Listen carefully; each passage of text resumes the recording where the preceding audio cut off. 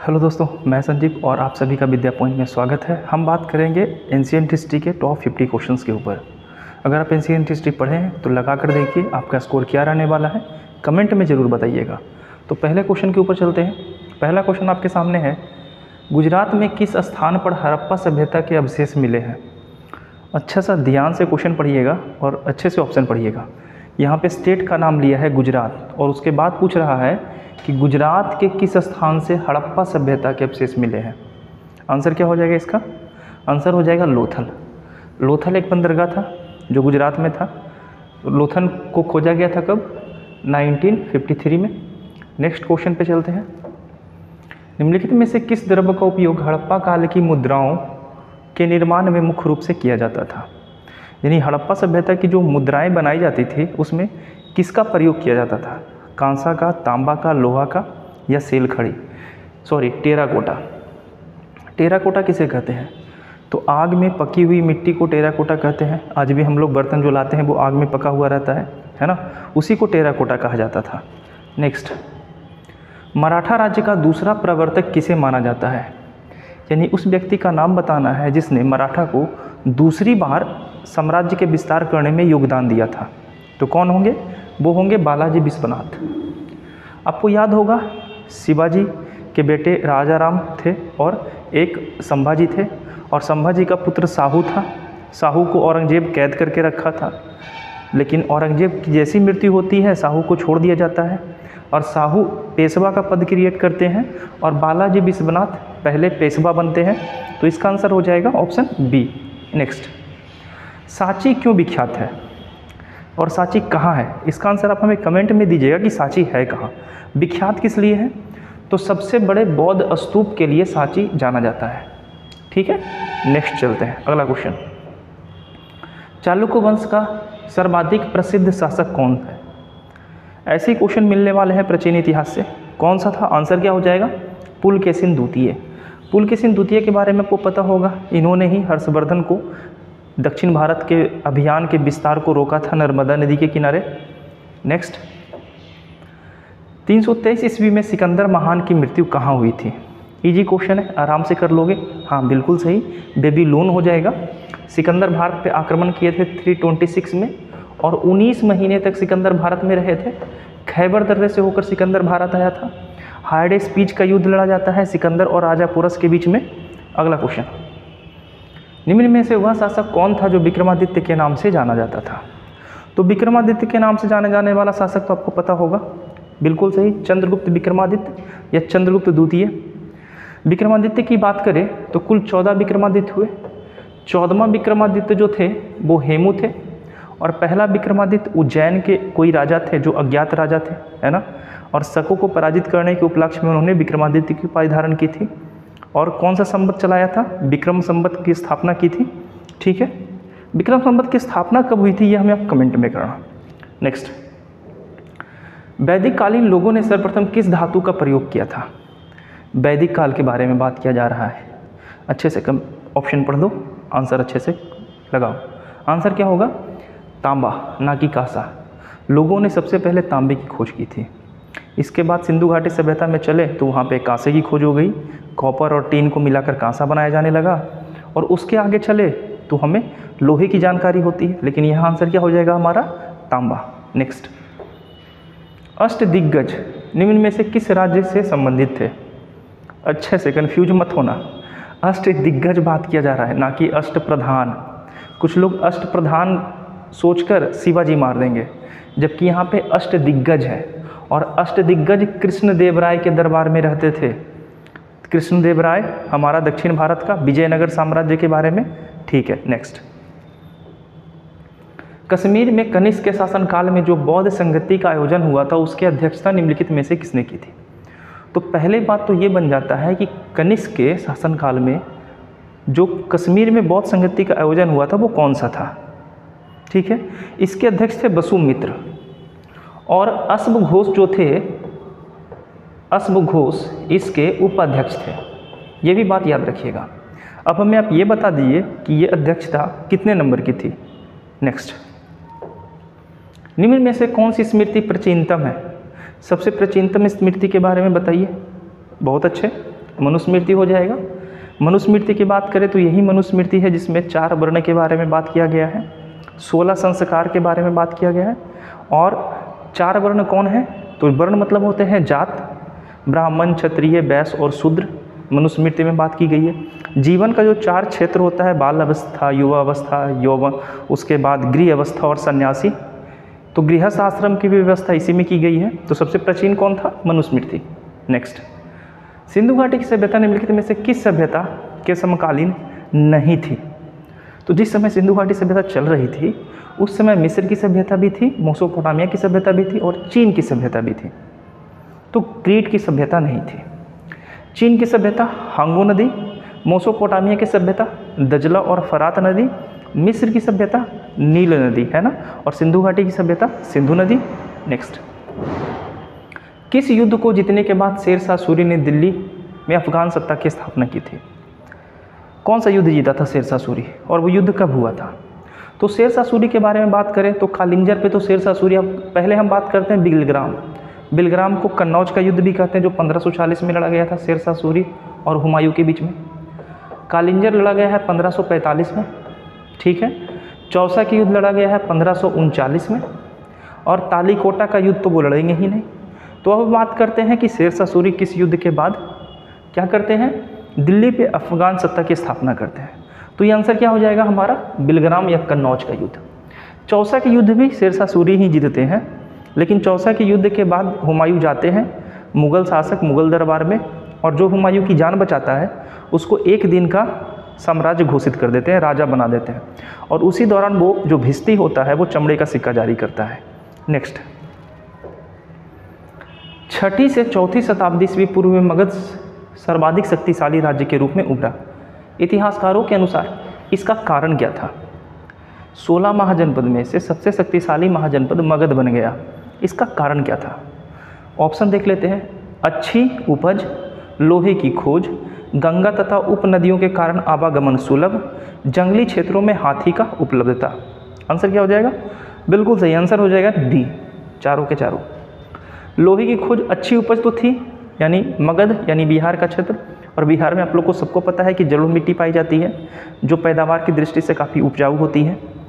लोहे की बात करें तो उस समय लोहे की खोज की जा चुकी थी, मजबूत धातु की खोज हो चुकी थी, लोहा, जिससे अस्त्र शस्त्र मजबूत हो चुके थे। गंगा नदी और उसके सहायक नदियों के कारण आवागमन सहायता हो चुका था, अच्छा हो चुका था। जंगली क्षेत्र यानी झारखंड के क्षेत्र में आप जानते होंगे हाथी प्रचुर मात्रा में पाए जाते थे। और जब सेल्यूकस निकेटर चंद्रगुप्त मौर्य का युद्ध होता है तो चंद्रगुप्त मौर्य सेल्यूकस निकेटर को झारखंड से 500 हाथी दान में देते हैं, और झारखंड का राष्ट्रीय पशु भी है हाथी। नेक्स्ट, निम्नलिखित में से किसने प्रथम बार बौद्ध भिक्षुओं के प्रशासनिक एवं वित्तीय मुक्त प्रदान किया था? वो कौन सा व्यक्ति था जो बौद्ध धर्म को आगे बढ़ाने में अपना योगदान दिया? बिल्कुल सही, मौर्य सम्राट अशोक। अशोक मौर्य के बौद्ध के प्रचार प्रसार के लिए काफ़ी अधिक योगदान दिए थे। अशोक जब कलिंग के युद्ध लड़ते हैं, 261 BC में कलिंग का युद्ध लड़ा जाता है, तो भेरी घोष को छोड़कर धम्म घोष अपना लेंगे, और एक बौद्ध भिक्षु थे जिनका नाम था उपगुप्त। ये भी पूछा गया है कि अशोक किस बौद्ध धर्म के संरक्षण में आके बौद्ध धर्म को अपना लिया था? उपगुप्त ने इन्हें दीक्षा दी और अशोक बौद्ध धर्म अपना लिए, और बौद्ध धर्म के प्रचार प्रसार के लिए इन्होंने अपनी पुत्री संघमित्रा को श्रीलंका भेजा था, है ना। नेक्स्ट, सिंधु घाटी सभ्यता किस स्थल से अग्निवेदियों का प्रमाण प्राप्त हुए? अग्निवेदी कहाँ से मिले हैं? तो अग्निवेदी कहाँ से मिलेंगे? कालीबंगा। कालीबंगा किस राज्य में है? तो कालीबंगा राजस्थान में है, वर्तमान राजस्थान में कालीबंगा है। अग्निवेदी के प्रमाण मिले थे, जूते हुए खेत के साक्ष्य मिले थे। इसके अलावा बात करें तो एक युगल समाधान मिला था, युगल समाधान। और बात किया जाए तो यहाँ पे और क्या मिला है? युगल समाधान के अलावा यहाँ पे हल मिला है, हल। इसके अलावा यहाँ पे जल निकास प्रणाली का अभाव था, जल निकास प्रणाली का अभाव था। तो ये सारी बातें जो थी हमारी कालीबंगा से रिलेटेड थी, और कालीबंगा वर्तमान राजस्थान में स्थित है। नेक्स्ट, पुनर्जागरण काल में ग्रीको रोमन प्राचीन अध्ययन की रुचि को किस नाम से जाना जाता था? व्यक्तिवाद, सुखवाद, रोमांसवाद या मानववाद? तो इसका आंसर मेरा क्या हो जाएगा? इसका आंसर हो जाएगा मानववाद। नेक्स्ट, ऐसे ऐसे क्वेश्चन आते हैं एग्जाम में जिससे कोई और छोर पता भी नहीं चलता। पुनर्जागरण के बारे में बात कर रहा था। ऋग्वेद में निम्न में से किसका उल्लेख नहीं मिलता है? कृषि, यव, यव मतलब होता है जौ, है ना, यव कहते थे जौ को, और ब्रीह कहा जाता था किस चीज़ को, ये आप हमें बताइएगा। कपास की जानकारी नहीं मिलती है, ठीक है। यहाँ पे ऋग्वेद के बारे में बात करें, ना कि सिंधु घाटी सभ्यता। सिंधु घाटी सभ्यता के लोग कपास को जानते थे, प्रचुर मात्रा में कपास की खेती होती थी, लेकिन उत्तर वेद आते आते लोग कपास को नहीं जानते थे। नेक्स्ट, नालंदा विश्वविद्यालय किस लिए विश्व प्रसिद्ध है? सब जानता है, आंसर लगा लिए होंगे, बिल्कुल सही। बौद्ध धर्म दर्शन के लिए नालंदा विश्वविद्यालय जाना जाता है। नालंदा में नालंदा विश्वविद्यालय की स्थापना कराया गया था गुप्त वंश के शासक कुमार गुप्त के जरिए 5वीं शताब्दी में। इसके बाद उदंतपुरी बनाया गया, विक्रमशिला बनाया गया। नेक्स्ट, हाँ आप देख लीजिएगा लाइक किए हैं कि नहीं, अगर नहीं किए तो कर दीजिए, शेयर और सब्सक्राइब करना मत भूलिएगा। नेक्स्ट क्वेश्चन, अशोक के ब्राह्मी अभिलेख को सर्वप्रथम किसने पढ़ा था? सब जानता है। अच्छा, आप ये जानते तो ये भी जानते हो कि कब पढ़ा था? जेम्स प्रिंसेप पढ़े थे। कब पढ़े थे? बिल्कुल सही, 1837 एडी में पढ़े थे। अशोक के शिलालेख ब्राह्मी, अरमाइकी, खरोष्ठी सारी लिपियों में लिखी गई थी। ब्राह्मी लिपि लिखी जाती है बाएं से दाएं, जो वर्तमान उर्दू है, और खरोष्ठी लिपि लिखी जाती है दाएं से बाएं, है ना। खरोष्ठी दाएं से बाएं और ब्राह्मी बाएं से दाएं। हम लोग क्या लिखते हैं? ब्राह्मी लिपि लिखते हैं, और उर्दू खरोष्ठी लिपि में लिखी जाती है। उर्दू इस तरीके से लिखी जाती है ना। नेक्स्ट, बुद्ध ने अपने सर्वाधिक उपदेश कहाँ पर दिए थे? ऑप्शन वैशाली, श्रावस्ती। वैशाली दो ऑप्शन में आ गया ना, ठीक, तो 3 ही ऑप्शन आपके पास है। आंसर क्या हो जाएगा? नहीं, वैशाली नहीं, श्रावस्ती। नेक्स्ट, पृथ्वीराज चौहान के विरुद्ध लड़ने के लिए किस राजपूत शासक ने मोहम्मद गोरी को आमंत्रित किया था? मोहम्मद गोरी को भारत में बुलाया गया था, बाबर को भी भारत में बुलाया गया था। बाबर, मोहम्मद गोरी खुद से भारत नहीं आए थे। ये बुलाया कौन था? तो ये बुलाया था जयचंद ने। और बाद में जयचंदावर का युद्ध भी होता है, और चंदावर के युद्ध में जयचंद को पराजित कर देता है मोहम्मद गोरी। 1191 और 1192, एक 1191 का टाइम होता है और एक होता है 1192। यहाँ पर तराइन का पहला युद्ध होता है और यहाँ पर तराइन का दूसरा युद्ध होता है। पहले हमारे पृथ्वीराज जीत जाते हैं, लेकिन गोरी को माफ़ कर देते, और इतिहास की सबसे बड़ी गलती है जो कभी भी इसे हटाया नहीं जा सकता या भूला नहीं जा सकता। अगर पृथ्वीराज चौहान वहाँ मोहम्मद गोरी को मार देते तो ना तो मोहम्मद गोरी बचता, ना तो दिल्ली साम्राज्य बचता, ना मुग़ल होते, और ना भारत की स्थिति आज ये होती। तो तराइन के युद्ध में पृथ्वीराज चौहान जीतते हैं, दूसरे में गोरी जीत जाता है और पृथ्वीराज चौहान को अंधा करके मार देता है। इसके बाद जस्ट 1194 चंदावर का युद्ध होता है, और चंदावर के युद्ध में जयचंद और मोहम्मद गोरी आमने सामने होते हैं। जयचंद पराजित होता है और मारा जाता है, तो जयचंद भी मारा जाता है। और पृथ्वीराज रासो में ये लिखा हुआ है कि पृथ्वीराज चौहान ने जयचंद की पुत्री का अपहरण करके विवाह कर लिया था। तो खैर ये हिस्ट्री का क्वेश्चन है, इसका आंसर हो जाएगा हमारा सी। आगे बढ़ते हैं। आई होप कि आपको ये सेशन अच्छा लग रहा होगा, लाइक ज़रूर कीजिएगा। निम्नलिखित में से कौन सा हड़प्पा संस्कृति का एक स्थल है जहाँ से फारस की खाड़ी की मुद्रा उत्पन्न से प्राप्त हुई है? तो ये कहाँ से प्राप्त हुआ था? तो ये हुआ था लोथल से। लोथल कहाँ है? गुजरात में है। लोथल किस नदी के किनारे है? भोगवा नदी के किनारे है। लोथल की खोज कब हुई थी? 1953 से 54 में हुई थी। लोथल की खोज किसने किया था? तो लोथल की खोज करेंगे VN राव साहब ने, ठीक है। तो लोथल से ये सारे फैक्ट मिल गए। आगे चलते हैं। अशोक के शिलालेखों को सबसे छोटा स्तंभ लेख कौन सा है? सबसे छोटा अभिलेख कौन सा है अशोक का? तो इसका आंसर हो जाएगा हमारा कालसी, सबसे छोटा है, जबकि ये रुम्मीनदेई सबसे बड़ा है। नेक्स्ट, गुप्त काल में निर्मित भगवान बुद्ध की कहाँ से प्रतिमा कहाँ से प्राप्त हुई है? सुल्तानगंज, बोधगया, अजंता या मथुरा? बुद्ध की प्रतिमा कहाँ से प्राप्त हुई है? तो ये आंसर हो जाएगा हमारा बोधगया से। नेक्स्ट, बोध गया में महात्मा बुद्ध ने फल्गु नदी यानी निरंजना नदी के किनारे पीपल वृक्ष के नीचे ज्ञान की प्राप्ति की थी वैशाख पूर्णिमा के दिन। गुप्तोत्तर काल के बारे में निम्नलिखित में से क्या सही है? गुप्तोत्तर काल यानी गुप्त काल के बाद का बात है ना, जिस समय हर्षवर्धन आ जाते हैं। गुप्तोत्तर काल में गांव भी अपनी मुद्रा जारी की थी। ग्रामीण समुदाय की भूमि संबंधित अधिकारी का ह्रास हुआ, एक नए भूमिधर वर्ग की उदय हुआ एवं व्यापार का पतन हुआ। राष्ट्रकूटों ने सैनिकों को भूमि अनुदान नहीं दिया। इसका आंसर क्या होगा? अच्छे से मार लगाना। इसका आंसर हो जाएगा ऑप्शन सी। नेक्स्ट, गुप्त संवत को प्रारंभ करने का श्रेय किसे जाता है? गुप्त संवत कौन स्टार्ट करेंगे? और डेटा आपको टाइम लिखा हुआ है, बढ़िया से देख लेना। 300 संवत कितना चला था? तो पहले अगर बात करें तो पहला था विक्रम संवत, है ना। और विक्रम संवत की अगर बात की जाए तो ये कब चला था? तो ये चला था 57-58 BC में, ईसा मसीह के जन्म के पहले। दूसरा अगर बात करें तो दूसरा आया था शक संवत, और शक संवत चला था 78 AD में। शक संवत कौन चलाए थे? कनिष्क, कुषाण वंश के शासक। और तीसरा आपके सामने आ गया क्या? गुप्त संवत। तो गुप्त संवत कब चला है? 319 BC में। और गुप्त संवत के समय राजा कौन थे? चंद्रगुप्त प्रथम। जबकि गुप्त वंश की स्थापना श्रीगुप्त ने किया था 240 से 280 तक ही राज्य किए थे, है ना। नेक्स्ट, गुप्त काल का प्रसिद्ध खगोल शास्त्री कौन था? सब जानते हैं, बिल्कुल सही, आर्यभट्ट। अच्छे जा रहे हो आप लोग। नेक्स्ट, निम्नलिखित में से कौन सा कथन सिंधु घाटी सभ्यता के संबंध में सही है? जो सही है उसके बारे में बताना है। उनके घर ईंट के बने थे, बिल्कुल बने थे, सब जानते हैं। सभा भवन की खोज मोहनजोदड़ो में हुई थी, बिल्कुल हुई थी। घर के निर्माण योजना में खुला चौक मुख्य लक्षण था, ये भी सही है। अब ये दो सही हुए तो ऑब्वियस बात है तीसरा भी सही हो जाएगा। तो आंसर क्या हो जाएगा? उपयुक्त सभी, यानी ऑप्शन डी।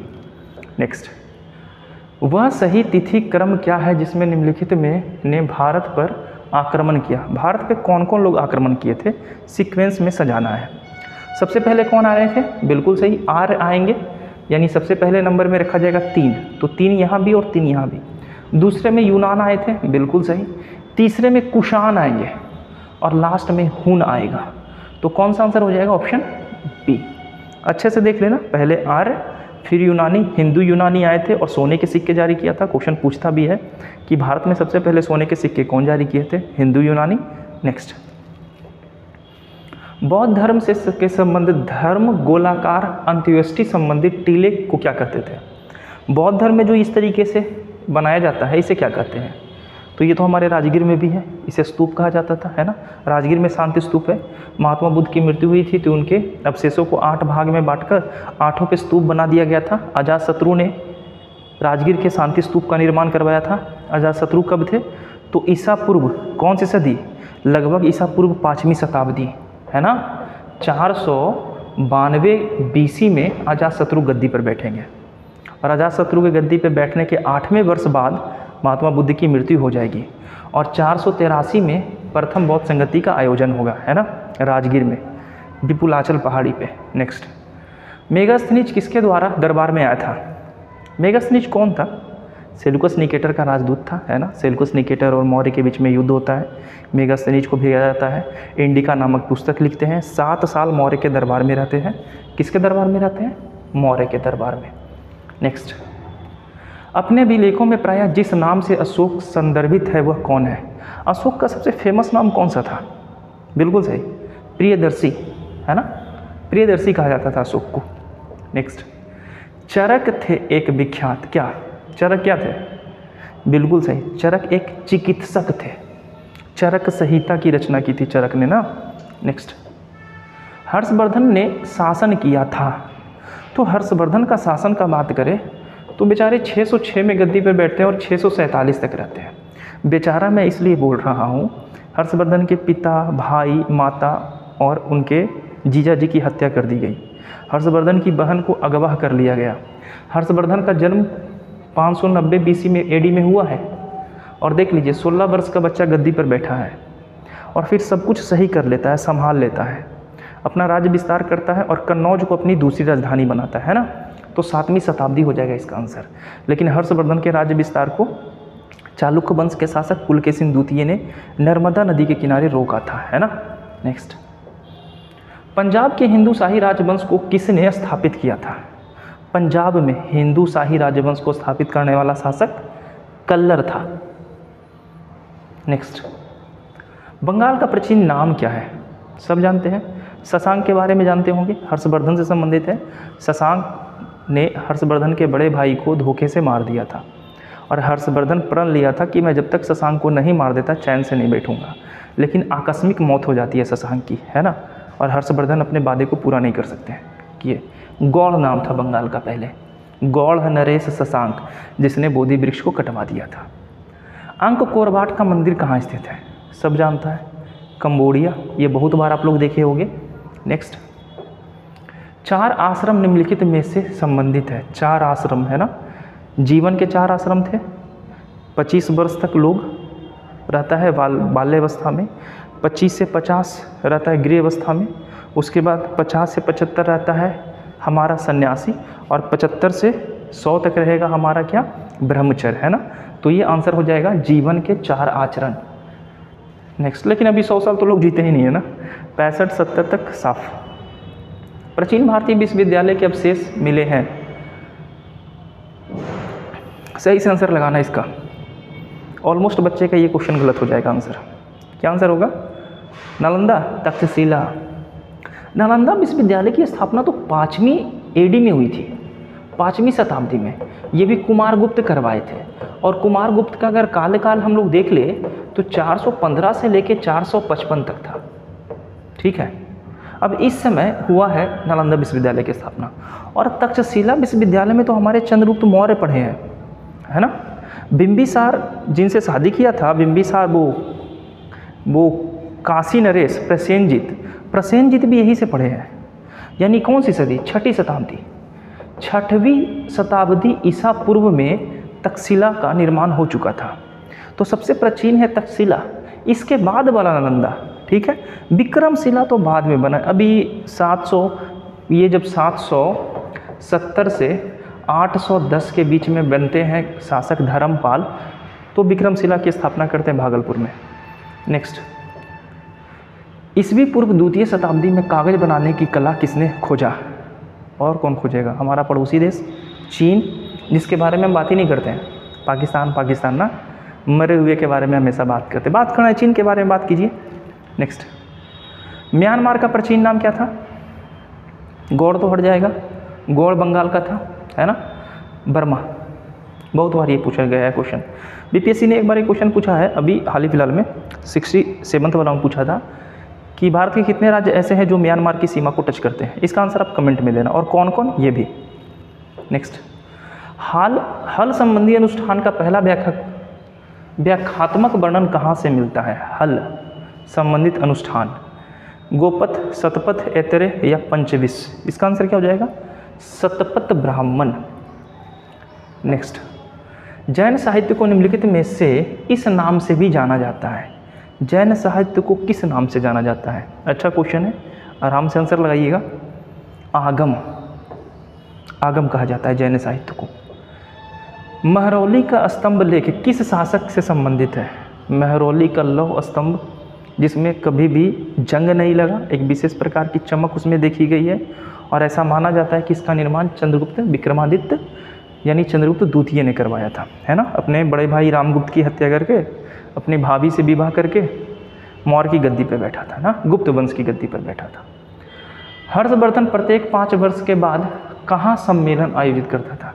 कहा जाता है हर्षवर्धन एक ऐसा राजा था जो हर 5 वर्ष के बाद ढेर सारा दान देता था, और पूजा होता था। पहले सूर्य की पूजा, शिव की पूजा, उसके बाद बौद्ध धर्म की पूजा होती थी, और फिर दीक्षा बांटी जाती थी, है ना।